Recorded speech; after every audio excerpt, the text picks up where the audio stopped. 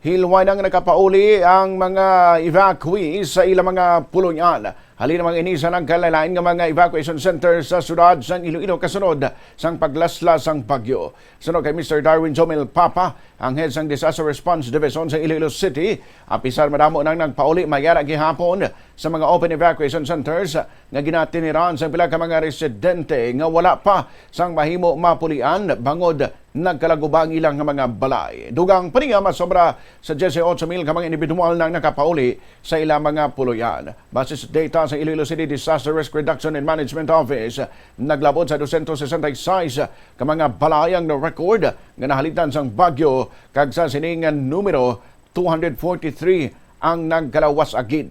Dugang panipapa ang mga open pang evacuation centers mayara gihapon sa community kitchen nga nagaprovide sang pagkaon kag bulig sa manabilin nga evacuees. Ginpahayag man ni Papa nga paday ng pagbantay sa ila opisina sa posibilidad nga may bagyo nga magsulod sa Philippine Area of Responsibility. Sunod sa iya kabay ini sang ginatutukan sa nagkalain-lain nga hensya agud mapreparahan ang posible epekto sini sa mga pumuluyo sang syudad.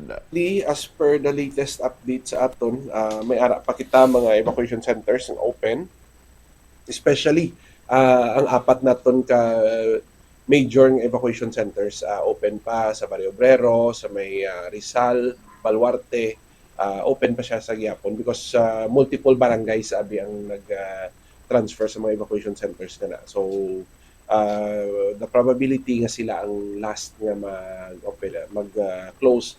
But in as much sa total naton nga gin-open nga evacuation centers, we had actually 165 evacuation centers nga gin-open sa bilong nga city.